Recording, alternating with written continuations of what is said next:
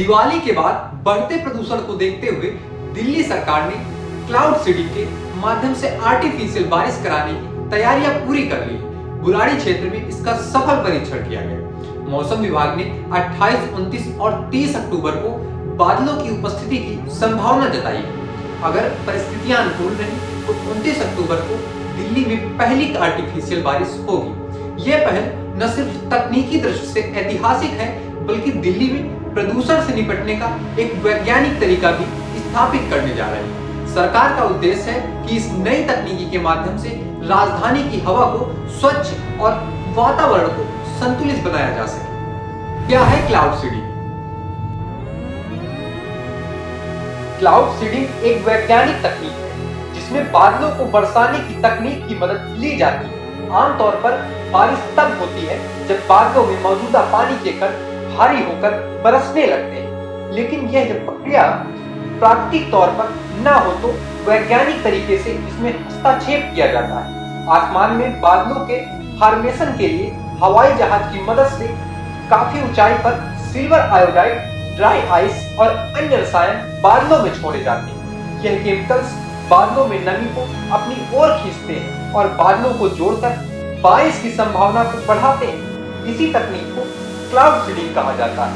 यह तकनीक सूखे इलाकों में बारिश लाने, ओले कम करने या धुंध हटाने के लिए मददगार साबित होती है।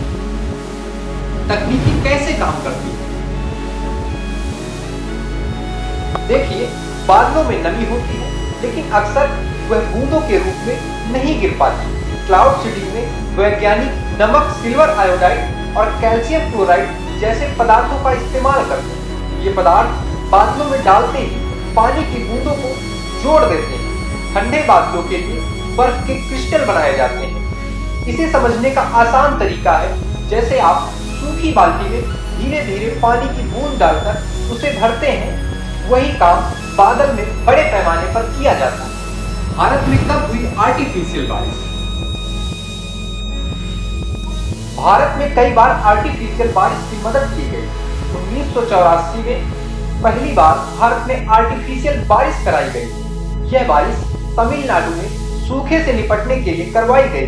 सरकार ने सूखे से बचने के लिए दो बार 1984 से 87 और 1993 से 1994 में क्लाउड सीडिंग की मदद ली।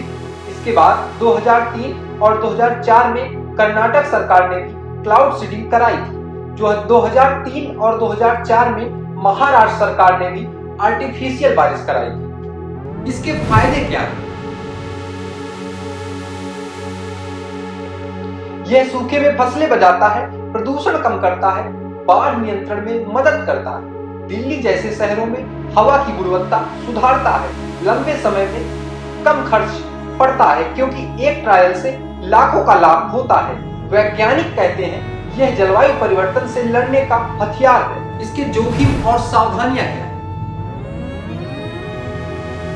रसायन पर्यावरण को नुकसान पहुंचा सकते हैं, जैसे मछलियों या मिट्टी को प्रभावित करना।